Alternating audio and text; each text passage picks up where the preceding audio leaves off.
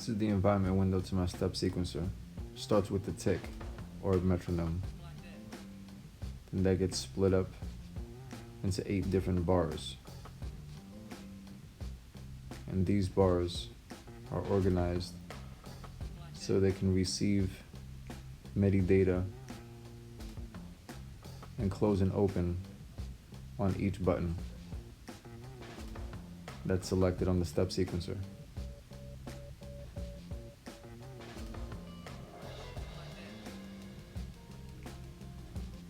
These are about 30 different scales. This is my randomization for each row. This is the brain. This is where basically everything is split into the 8 different bars. And this is where all the magic happens, so all the different functions and how everything's organized. And this is the mainframe.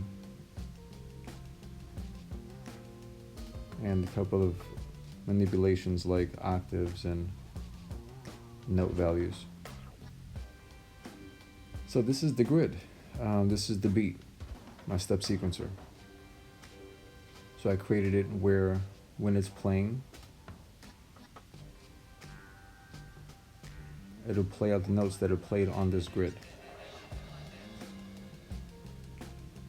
And so I have full control of this entire grid by way of a MIDI controller.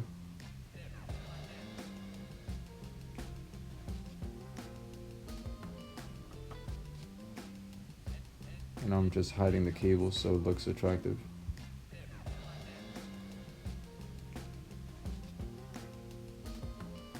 And as you see, whatever I do on the first graph shows up on the second.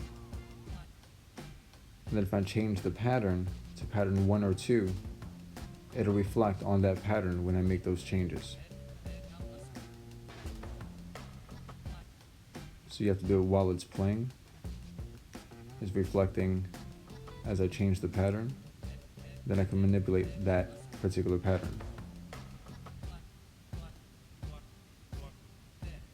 Then I can switch back to pattern 1, do the same thing on pattern 1. I'll even do it on pattern 3, so you can see that it works for all 8 patterns.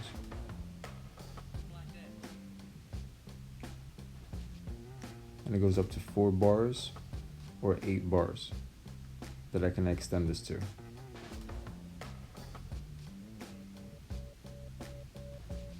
These are the 30 different scales.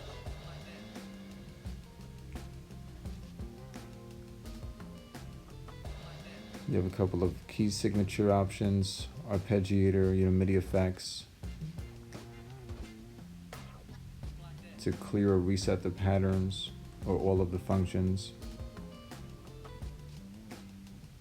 You can basically change the key signature and then change the scale, and it'll change the visual notes that appear for that scale.